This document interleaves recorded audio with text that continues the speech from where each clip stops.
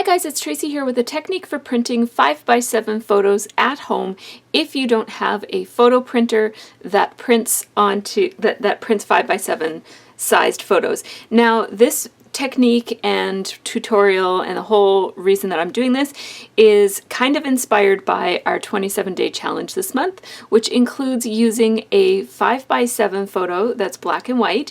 And I print all of my photos at home on my Epson PictureMate charm. Now, if you have one of the new Epson PictureMate printers, it may print at 5x7 because I know that the brand new one, I don't know how new it is, it's brand new to me, but the newer version of my printer does print 5x7. So this might not be a problem for you.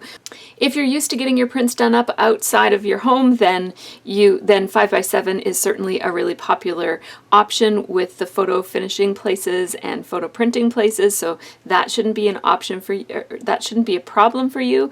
Or if you have one of those great big giant printers that prints any size you want, then lucky you and go at her. I would love to have one of those someday. So, but I don't yet, and I can't in the foreseeable future see myself having one. So I'm going to work with what I have. My first impulse was that I would just order a print at the place where Scott gets his prints done because he's at that place all the time. My husband's a photographer. And so that was my first idea. But then I saw people struggling with it online last night before I went to bed and saying, oh, do we have to use a 5x7 photo? And it's kind of part of the challenge. And you know, I didn't choose the challenge, so I don't feel 100% comfortable saying, oh yeah, you don't have to do that. So certainly if this technique isn't going to be for everybody. It's kind of a bit more of an artsy look to print, and it's not something that you want to do with your heirloom photos or anything like that. But this is for a challenge, and it's to scrapbook a 5x7 black and white photo of yourself. So I'm going to encourage you to give this a try and see if it works for you. And if you like the look, I understand that it's going to result in a very non-traditional looking photo.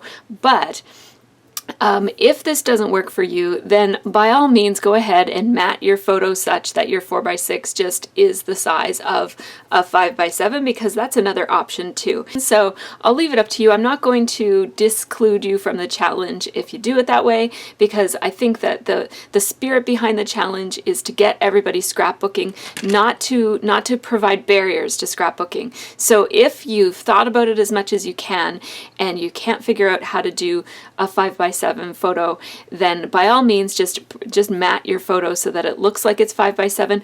Or another really good idea that somebody had on the group was to put two photos together to make a 5x7 sized photo, kind of like a collage or something.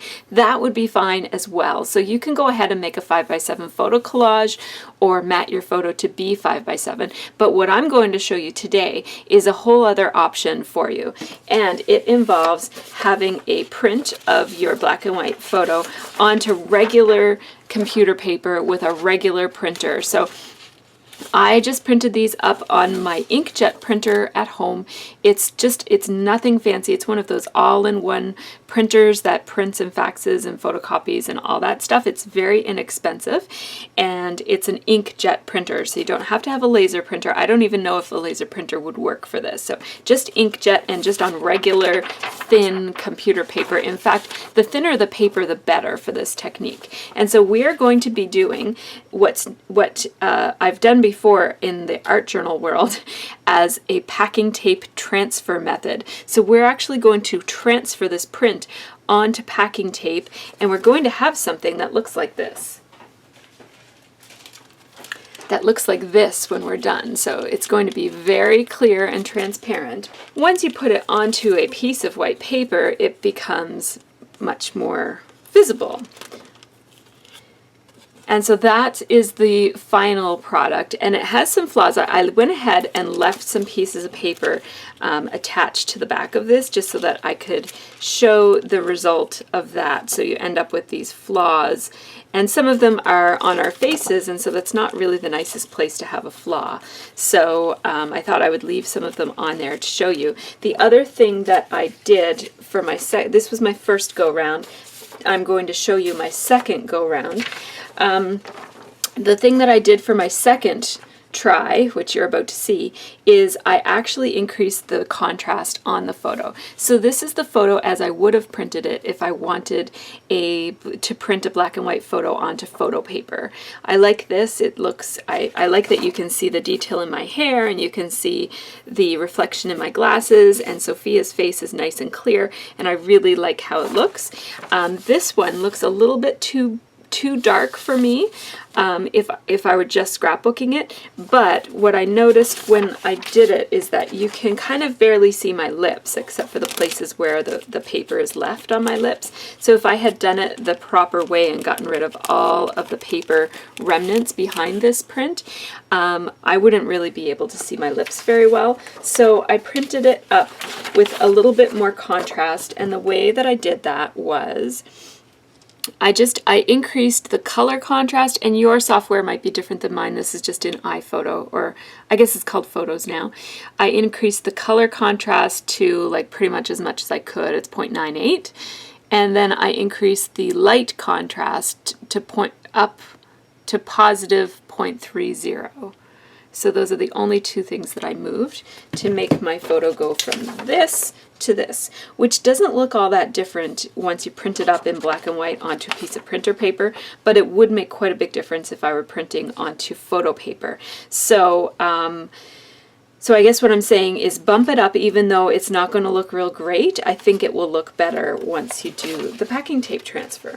So the supplies that I have are a 5x7 photo that is printed onto printer paper. You don't need 3 of them, you just need 1, so I'm going to use this one.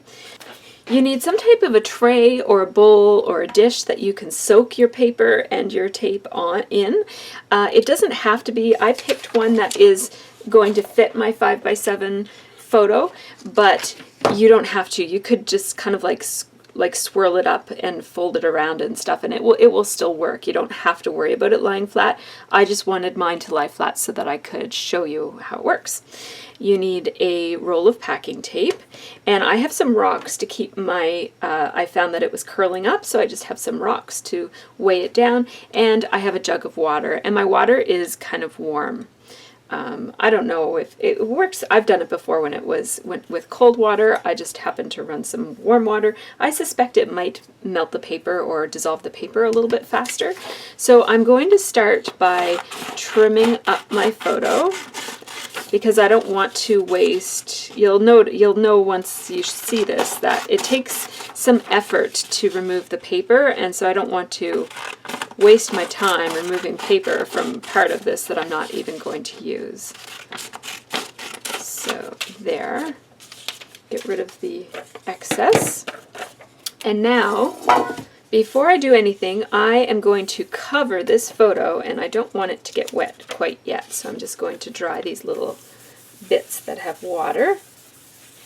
I'm going to cover this photo completely in packing tape. So I will zoom in so that you can see me do that.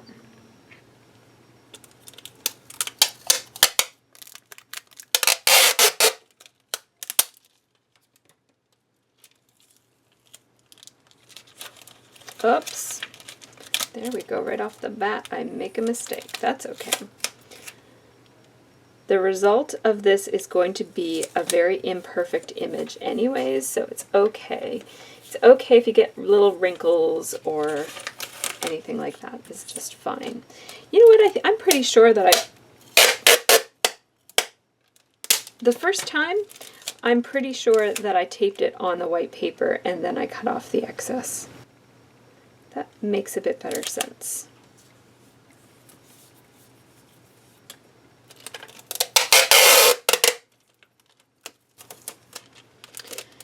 So of course, you could always play around with and experiment lots of other artsy ways of printing up your photo without going to the effort of doing a packing tape transfer. So for example, you could just scrapbook this. Like if I were to just scrapbook this without doing the packing tape transfer method, what I would do is I would actually print it onto a nicer quality cardstock, and even though it's not photo paper and photo quality with a photo printer, it will still do a nice job of capturing the memory or the story that I want to tell with this. So now, like I said, ideally you would have done this before you cut off the paper so that you're not having to cut twice and having to mess around with sticky tape on your scissors.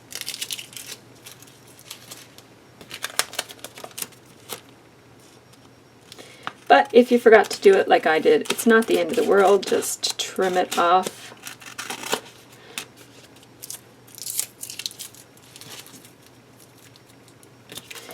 These kinds of images look really great when they have a jaggedy edge anyways, so you might want to actually play around with a creative type of an edge on it, like maybe take where the packing tape was and have it be jaggedy where the packing tape was. So for example, cutting it like this and then following the lines of the tape to make it a little bit more obvious that there was packing tape there.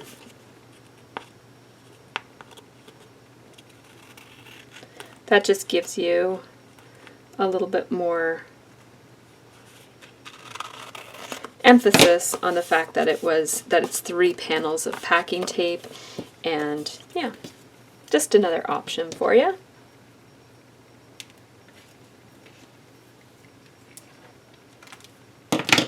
Okay, so next, the supply that I left out is a bone folder. I ran my bone folder all over this to make sure that the tape was really well adhered to the image. I want that image burnished into the tape. So I actually took my time and I really burnished it. And you can see, you might not be able to see it on the camera, but you can see in real life that the color is actually deepening as I burnish it. So some of the, you see the strips right here of where I did burnish it, those strips are a little bit darker, and as I continue to burnish it, they fill in. So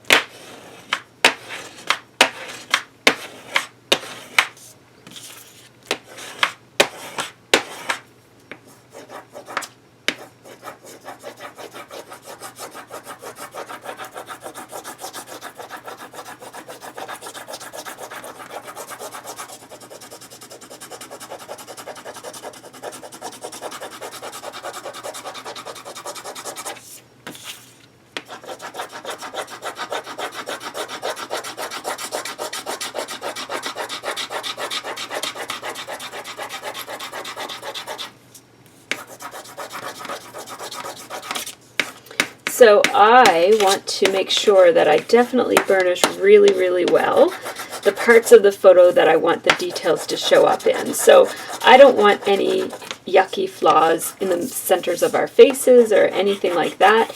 I want my mohawk to be pretty defined as well, so I'm going to make sure that I burnish all around here, because when I darkened this photo I lost some of the detail there, so I want to make sure I do that. I want to get all these cute little baby hairs on Sophia's hairdo to show, because it's kind of like you can see the light shining in her hair there. I want as much detail as possible, so I just want to burnish this really, really well and make sure that there's no little air bubbles in there that are going to keep my tape from adhering to my image. There we go. So next I'm going to get ready, because this is the scary part. Next, I'm going to pour water all over my art project.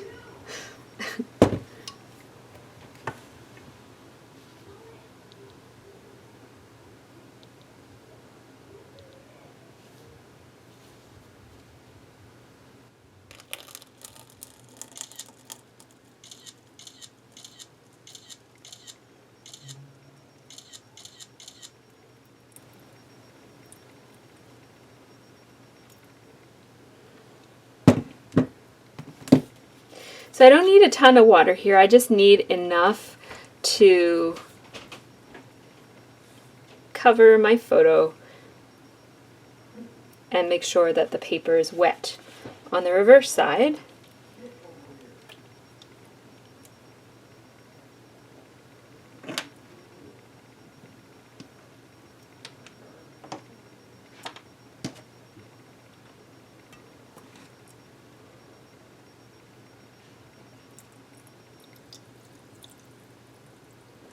And now I just let it sit for 5 minutes.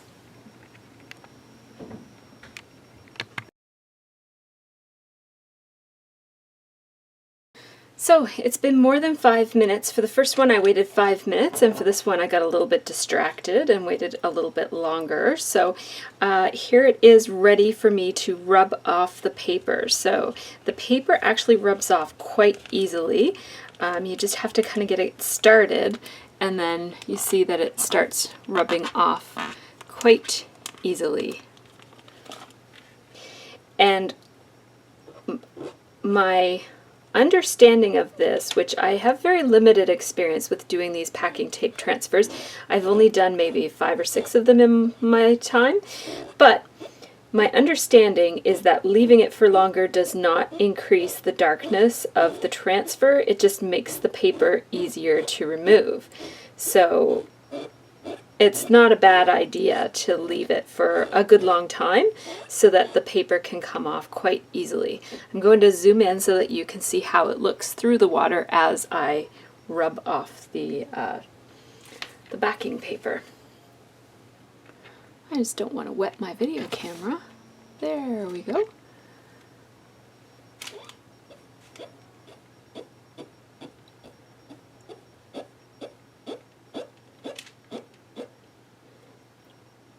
It makes this freaky little sound. And I find it easier to do a thorough job the first time, and so to very kind of systematically be kind of working all of the paper off of my image in a really systematic and thorough way, as opposed to just kind of like randomly pulling off what I can that comes off easily, and then you have to go back and find all the little pieces. They're actually really hard to find when it's wet, but once it dries they really stand out, and so you want to make sure that you're getting it while it's wet, and just doing a thorough job will make it it will save you time in the long run to just take your time and do it very thoroughly the first time, as opposed to having to go back and find the little pieces.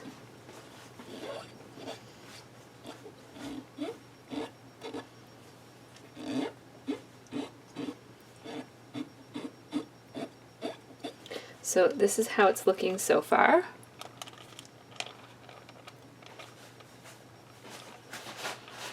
You can see that line where the packing tape overlaps, which I really love. It just emphasizes the fact that this is a transfer. So I'll fast forward some of this process so that you don't have to listen to that yucky squeaky sound, and also so that the video isn't too long and boring, but I want to give you a sense of the time that it takes to do this. And I'm just rubbing with the balls of my finger pads, I'm not digging it with my fingernails, I'm just rubbing with the pads of my fingertips. It won't really hurt the image to dig at it with your fingernails if there's a stubborn part, but I don't want to dig too much, just because I'm not sure that I might scratch the transfer. And that wouldn't look too bad. It's got this old vintage look to it anyways. You can do this packing tape technique with any size of photo. It doesn't have to be 5x7, and it doesn't have to be black and white either. This packing tape transfer technique actually looks really amazing on a color photo, and you can do it with magazine clippings or images that you print up online, just anything that you have that's a paper copy. So at this point, this is what it looks like. There's still some little bits of paper over here and there on it, but it's pretty much cleaned off. I can see that just the texture on it where the paper is still stuck. So I'm just going back with my fingers. There's this part right here, for example. You can see some, there you go. And at this point, it feels quite slippery. It's not sticky at all. The stick will come back to it though.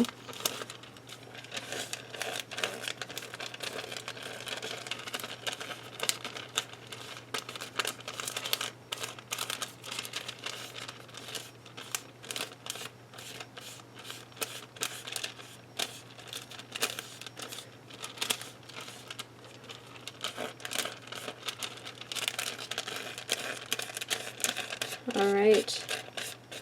So now at this point, it seems to have pretty much the majority of paper off of it. I have been rubbing for, my camera tells me, 7 minutes from when I started recording.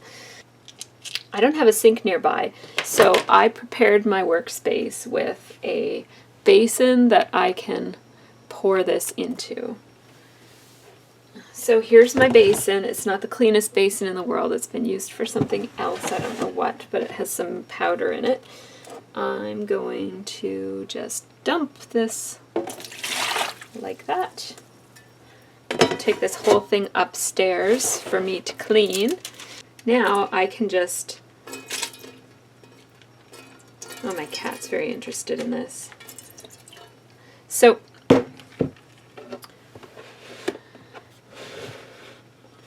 what this does is it gives me a chance to just kind of pour water over it and see the parts, if there's any places where the paper is still stuck, which it isn't. It's completely cleaned off. So as opposed to the last one, which I didn't do as thoroughly, and so it did have lots of paper pieces stuck to it, I'm going to wash my hands.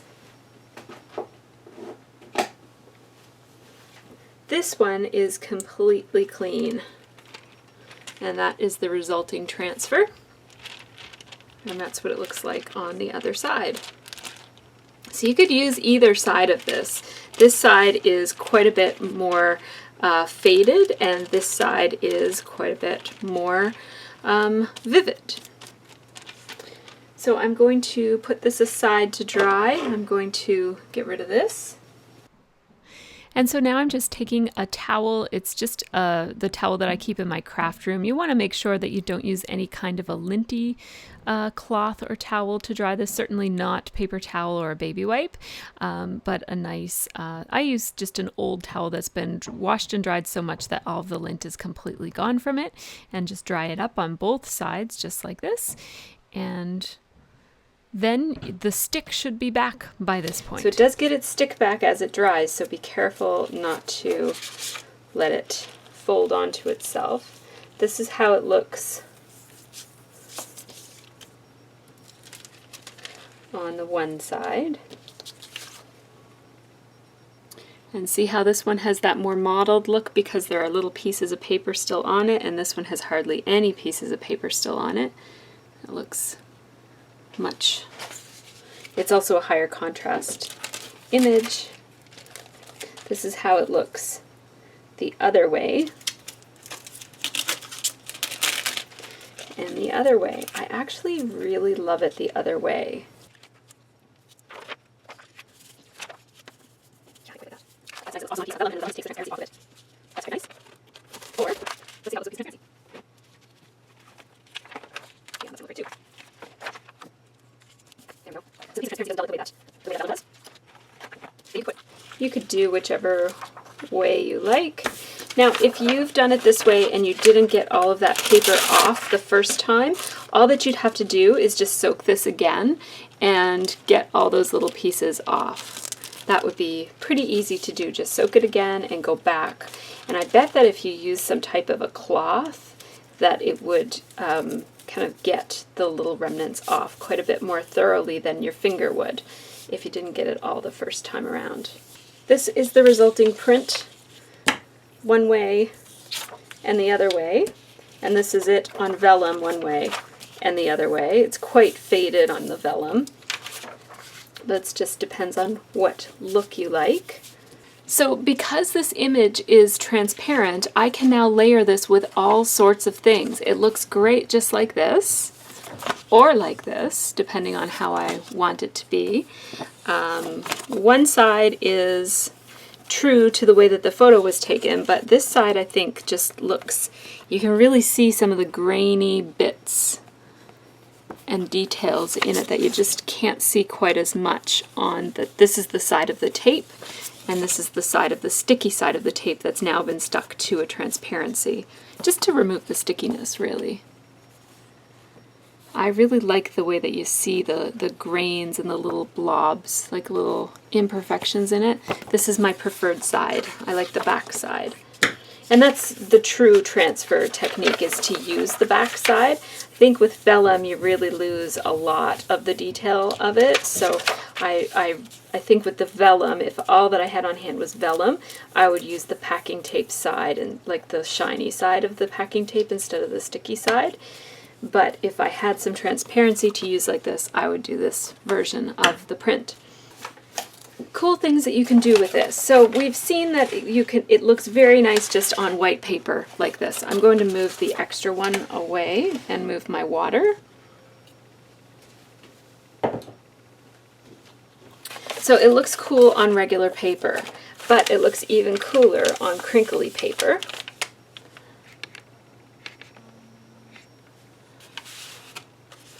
So see how you can see some of the detail underneath of it and the shading of the wrinkly paper. That looks pretty awesome. This is just packing paper.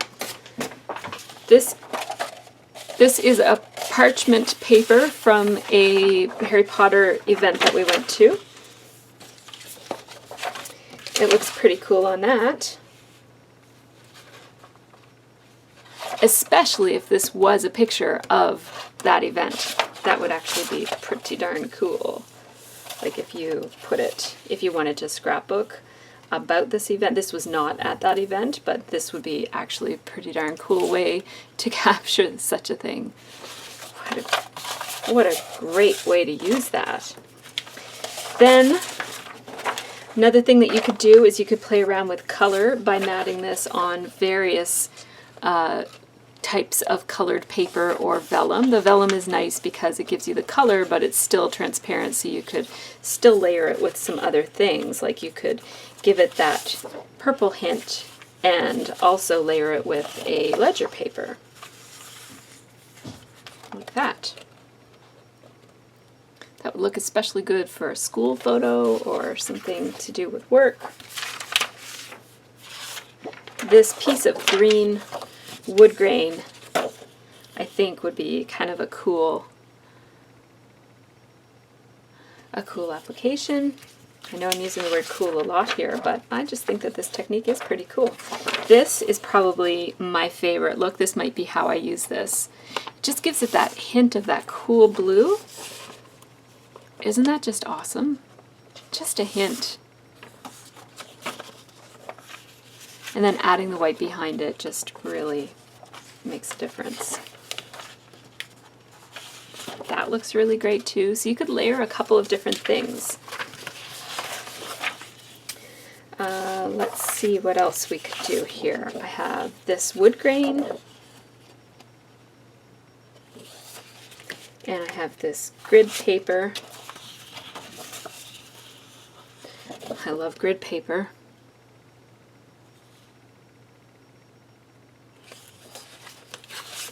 A more vintage look.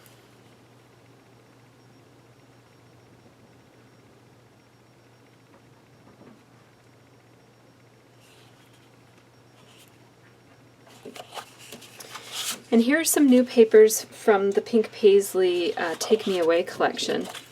I thought that these would look pretty awesome because they're this really subtle pattern. I think they look pretty cool.